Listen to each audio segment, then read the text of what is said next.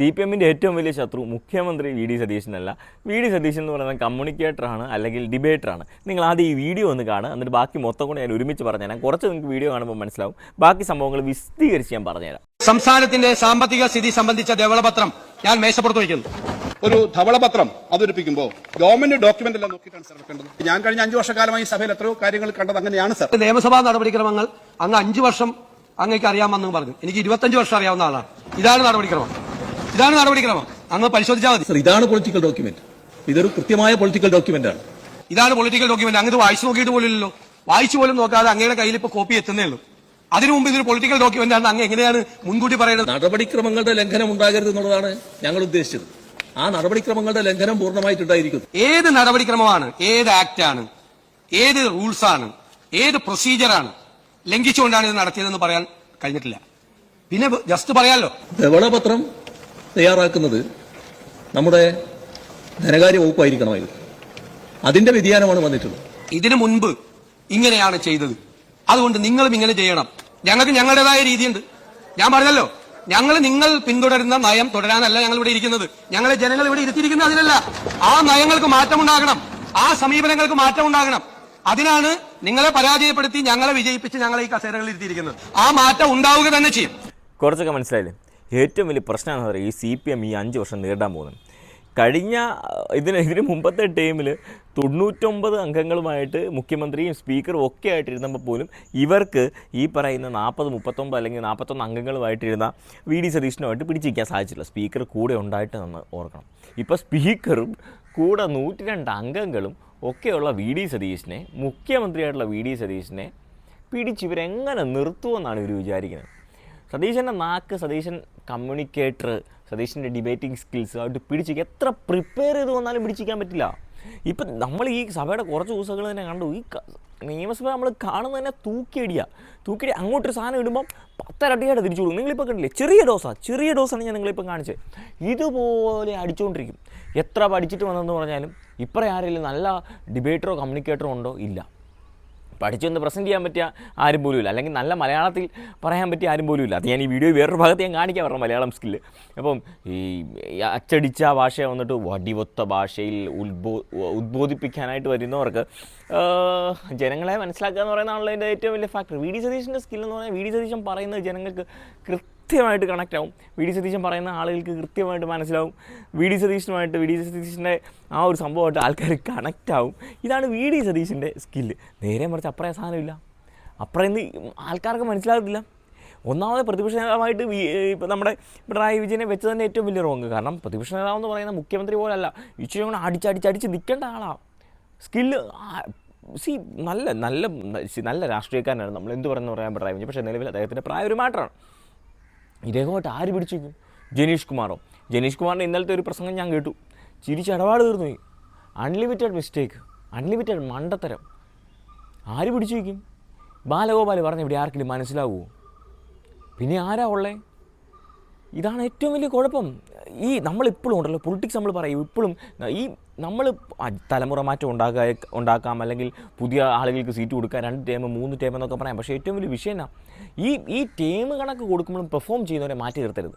Perform ചെയ്യുന്നവർ എപ്പോഴും സമയം വേണം. നിയമസഭയെ പെർഫോം ചെയ്യാൻ പറ്റിയില്ല എങ്കിൽ അവിടെ തോറ്റു പോവുക. നേരിട്ട് നമുക്ക് സംവദിക്കാൻ കിട്ടുന്ന അവസരമാണ് നിയമസഭയിൽ. അതിൽ പെർഫോം ചെയ്യാൻ പറ്റിയില്ല എങ്കിൽ തോറ്റ് നാണം കെട്ട് ഓടുന്ന സാധനമുണ്ട്. ഇപ്പോൾ അതാ ഈ 2 ദിവസമായിട്ട് നടന്നുകൊണ്ടിരിക്കുന്നത്. ഇവിടുന്ന് ബേഷായിട്ട് മേടിക്കുക.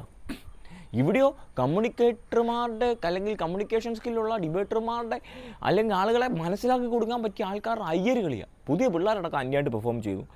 അവരടിച്ചങ്ങ് കൊടുക്കുക, ഒരു മയവും ഇല്ലാതെ ഭിത്തി ഒട്ടിക്കുക. ഈ പണ്ട് ഒരു രാഹുൽ മാങ്കൂട്ടത്തിലെ നമ്മൾ രാഹുലിനെ എത്ര വിമർശിച്ചെന്ന് പറഞ്ഞാലും രാഹുൽ ഇങ്ങനെ ഒട്ടിച്ച് വെക്കും. രാഹുൽ അടിച്ചാൽ ഒട്ടിച്ച് വെക്കും. ഇപ്പോൾ എല്ലാവരും വന്നിട്ട് ഒട്ടിച്ചിട്ട് പോവുക. വി.പി. സതീശൻ്റെ ഒരു വീഡിയോ ഞാൻ ഈ വീഡിയോയിൽ തന്നെ നിങ്ങൾക്ക് ഇത് കാണിക്കാം. വി.പി. സതീശന് എന്ത് തൂക്കിയടിയാണ് അടിക്കുന്നത്, നിങ്ങളിത് കാണുക. പി രാജീവിനെ കുറിച്ച് അദ്ദേഹം ഇതുവരെ തോൽവിയെ സമ്മതിച്ചിട്ടില്ല സാർ. അദ്ദേഹത്തോട് പത്രക്കാർ ചോദിച്ചു ഈ തെരഞ്ഞെടുപ്പിൽ എന്താണ് സംഭവിച്ചത്. ആഗോളതലത്തിലുണ്ടായ ചില മാറ്റങ്ങളുടെ അടിസ്ഥാനത്തിൽ വന്ന വ്യതിചലനങ്ങളുടെ ഭാഗമായി ഉണ്ടായ ഉരുത്തിരിഞ്ഞു വന്ന ചില മാറ്റങ്ങളായിട്ട് ഇതിനെ കാണാൻ കഴിയുള്ളൂ എന്നാണ് പറഞ്ഞത്. വീണ്ടും അദ്ദേഹത്തോട് പത്രക്കാർ ചോദിച്ചപ്പോൾ ഹോർമീസ് കടലിടുക്കിനിടയിലൂടെ വന്ന അന്തർവാഹിനിയിൽ നിന്ന് ഒലിച്ചു വന്ന ലാവയിലൂടെ പ്രവഹിച്ച ചില മാറ്റങ്ങളാണ് ഇതെല്ലാം എന്ന് അദ്ദേഹം പറഞ്ഞു. അപ്പൊ വീണ്ടും പത്രക്കാർ ചോദിച്ചു ഈ കളമശ്ശേരിയിൽ എന്തുണ്ടായി എന്ന് ചോദിച്ചു. ആ കളമശ്ശേരിയിൽ എന്തുണ്ടായെന്ന് ചോദിച്ചാൽ പറഞ്ഞു, തോറ്റിട്ട് ജയിക്കുകയും ജയിച്ചിട്ട് തോക്കുകയും ചെയ്യുന്ന ചില പ്രതിഭാസത്തിന്റെ അടിസ്ഥാനത്തിൽ റിട്ടേണിംഗ് ഓഫീസർ കൊടുത്ത ഒരു സർട്ടിഫിക്കറ്റിന്റെ സാങ്കേതികമായ അടിസ്ഥാനത്തിൽ ചില മാറ്റങ്ങൾ സംഭവിച്ചതായിട്ടേ പറയാൻ. സാർ, ഇദ്ദേഹം ജയിച്ചു വന്ന പ്രതിപക്ഷ നേതാവിന്റെ കസേരയിൽ നിന്ന് അങ്ങ് എന്ത് ചെയ്യുമായിരുന്നു? അങ്ങ് പിന്നെ ഡിക്ഷണറിയൊക്കെ എടുത്തു വെച്ചതെല്ലാം മനസ്സിലാക്കിയതൊക്കെ പോയാലും, പക്ഷെ എഴുതാനിരിക്കുന്ന ആ പിള്ളേരെന്ത് ചെയ്യുമായിരുന്നു സാർ? അവർക്ക് വൈകിട്ട് എഴുതി കൊടുത്തില്ല, അങ്ങ് അവരെ പുറത്താക്കില്ലേ സാർ? പിന്നെ ഉള്ളത് ബിന്ദുവിനാണ് നന്ദി പറയേണ്ടത്. വ്യക്തതയില്ലായ്മയുടെ കാര്യത്തിൽ സ്പീക്കറെ കളിയാക്കാൻ പാടില്ല.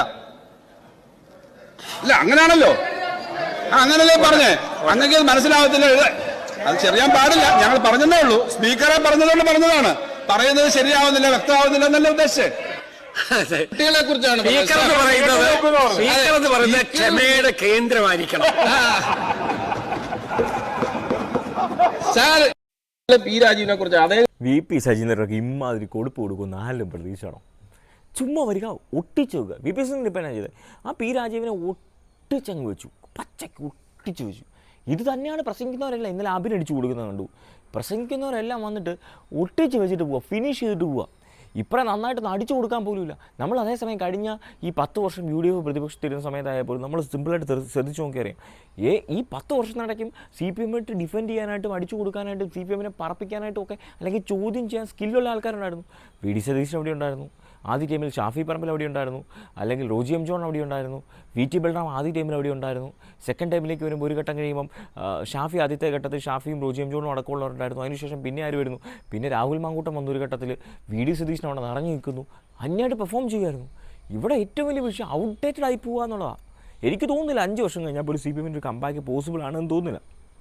UDF സംബന്ധിച്ച് നിങ്ങൾ നോക്കൂ, 2011 തൊട്ട് 2016 വരെ ഭരിച്ചു, ഔട്ട്ഡേറ്റഡ് ആയിപ്പോയി. ഒരു തരത്തിൽ അപ്ഡേറ്റ് ചെയ്യാൻ പറ്റിയില്ല, ഭരണത്തിൽ നിന്ന് പോയി. 2021 ആയപ്പോഴും അപ്ഡേറ്റ് ചെയ്യാൻ പറ്റില്ല. പിന്നെ അപ്ഡേറ്റ് ചെയ്ത് തലമുറ മാറ്റമോ അല്ലെങ്കിൽ ഈ പറയുന്ന പുതിയ ടെക്നോളജി ആയിട്ടൊക്കെ മാറ്റങ്ങൾ കൊണ്ടുവന്ന ആളുകളെ കൊണ്ടുവന്നു. അതേസമയം അത്യാവശ്യം പെർഫോം ചെയ്യുന്ന പഴയ ആൾക്കാരെ അവിടെ നിർത്തുകയും ചെയ്തു. ഇപ്പോൾ ഇവിടെ പറ്റിപ്പോയെന്ന് പറഞ്ഞാൽ അത്യാവശ്യം പെർഫോം ചെയ്യുന്ന ആളുകളെയൊക്കെ സ്വാർത്ഥ താല്പര്യങ്ങളുടെ പേരിൽ ഇപ്പോൾ സ്വരാജിനൊക്കെ ഏതെങ്കിലും പാർട്ടി കോട്ട മത്സരിപ്പിച്ച് വേണം ജയിപ്പിച്ചവിടെ കൊണ്ട സ്വരാജ്. ഈ സ്വരാജിൻ്റെ വിഷയം പറയുന്ന ആളുകൾക്ക് മനസ്സിലായില്ല, രാജീവിൻ്റെ വിഷയം പറയുന്ന ആളുകൾക്ക് മനസ്സിലായില്ല, റഹീമിൻ്റെ വിഷയം റഹീം പറയുന്ന ആളുകൾ ചിരിച്ചുകൊണ്ടേ കേൾക്കുകയുള്ളൂ. കമ്മ്യൂണിക്കേഷൻ സ്കിൽ വൈസ് നോക്കിയാൽ നമ്മുടെ റിയാസ് ഈ പറഞ്ഞ പെർഫോമറൊന്നുമല്ല, സനോജും ഇതുവരെ പ്രൂവൺ ആയിട്ടില്ല. പിന്നെ അല്ലെങ്കിൽ പിന്നെ ജനീഷ് കുമാർ ആയാലും നമുക്ക് ചിരി വരികയാണ് ചെയ്യുന്നത്. ഇതാണ് വസ്തുത. ഒരു തരത്തിലും പിടിച്ചിരിക്കാൻ പറ്റുന്നില്ല. ഭയങ്കര കോമഡി ആയിപ്പോയി, ഫ്ലോപ്പായി പോവാണ് നിയമസഭയിൽ. ഒരു തരത്തിലും ഭരണപക്ഷത്തോട്ട് പിടിച്ചിരിക്കാനോ ഭരണത്തിന് കോമ്പറ്റീഷൻ കൊടുക്കാനോ സാധിക്കുന്നില്ല. നമുക്ക് ഈ ഒരു സാധനം നമ്മൾ ഇങ്ങനെ ഒരു സൈഡ് ഡോമിനേറ്റ് ചെയ്യുന്നത് നമ്മൾ നേരത്തെ കണ്ടിട്ടില്ല. നേരത്തെ 99 സീറ്റായിട്ട് LDF ഇരുന്നപ്പോൾ പോലും ഇപ്പറേ അടി കൊടുക്കുന്നുണ്ടായിരുന്നു, അപ്പുറം സ്കോർ ചെയ്യുന്നുണ്ടായിരുന്നു. ഇനിയും CPM പേടിക്കേണ്ടതാണെന്ന് വെച്ച് കഴിഞ്ഞാൽ ഒരു പക്ഷേ CPM ഓവർടേക്ക് ചെയ്തുകൊണ്ട് BJP പെർഫോം ചെയ്യാനായിട്ടുള്ള സാധ്യത പോലും അവിടെ വരും. കാരണം BJPയുടെ രാജീവ് ചന്ദ്രശേഖരൻ അല്പം മലയാളം ഒരു മടുപ്പുണ്ടെന്ന് വെച്ച് ബാക്കി രണ്ടുപേരും പെർഫോം ചെയ്യും. മുരളീധരൻ അത്യാവശ്യം നന്നായിട്ട് കമ്മ്യൂണിക്കേറ്റ് ചെയ്യും, ആളുകൾ ആ പ്രസംഗം ആളുകൾക്ക് മനസ്സിലാകുന്ന രീതിയിൽ പ്രസംഗിക്കുന്ന ആളാണ്. അങ്ങനെ ഒരു സാഹചര്യം വന്നാലോ അത് CPM ഉണ്ടാക്കാൻ പോകുന്ന ക്ഷീണം എന്താണ്? വെളിയിൽ ഈ പറയുന്ന സമരം പലപ്പോഴും ഈ അഗ്രസീവ് സമരത്തിൻ്റെ കാലമൊക്കെ പോയി. CPM completely ഔട്ട്ഡേറ്റഡാണ്. CPM തിരിച്ചു വരണമെങ്കിൽ CPM ഇവിടെ വേണം. ഞാൻ പണ്ട് വീഡിയോകളിൽ പറയാം, CPM ഇവിടെ വേണം. CPM ഇവിടെ വേണമെങ്കിൽ എന്താ ചെയ്യേണ്ടത്?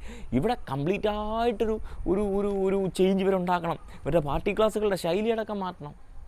ഇപ്പോൾ ശിവപ്രസാദ് എന്ന് പറയുന്നു, ആദ്യമൊക്കെ ഞാൻ ശിവപ്രസാദ് ഭയങ്കര ഫ്യൂച്ചറുണ്ട ഒരു ലീഡർ എന്നുള്ള രീതിയിൽ ഫ്ലോപ്പായിപ്പോയി. ക്ലാസ്സുകൾ കൊടുക്കുന്നതിൻ്റെ ആ ഒരു ഈ ഗോവിന്ദ മാഷിനെയൊക്കെ എനിക്കതല്ല ഇവർ വളർന്നത്. ഗോവിന്ദ മാഷൊക്കെ എങ്ങനെ ആളുകൾക്ക് മനസ്സിലാകാതിരിക്കും എന്നുള്ള രീതിയിൽ, അല്ലെങ്കിൽ മനസ്സിലാകരുത് എന്ന ഉദ്ദേശത്തോടെയാണ് അദ്ദേഹം വ്യക്തവും ശക്തവുമായി സുദീർഘവുമായിട്ട് സംസാരിക്കുന്നത്. ഈ വ്യക്തവും ശക്തവും സുദീർഘവുമായിട്ട് അങ്ങേയറ്റത്തെ മലയാളത്തിൽ സംസാരിക്കുമ്പോൾ തന്നെ ആളുകൾ സ്വൈപ്പ് ചെയ്തു പോകും. അതേസമയം നമ്മൾ VD സതീഷിൻ്റെ ഒരു വീഡിയോ കാണുകയാണെങ്കിൽ നമ്മൾ ഇരുന്ന് കാണും. സിമ്പിൾ പരിപാടിയില്ലേ? ഇതാണിപ്പോൾ നടന്നുകൊണ്ടിരിക്കുന്ന ഒരു കാര്യം. CPM സൂക്ഷിച്ചില്ല എങ്കിൽ CPM പൊതുവെ വലിയ അപകടത്തിലേക്കാണ്. ഒരു തുടർഭരണമൊക്കെ UDFന് പോസിബിളാണ്.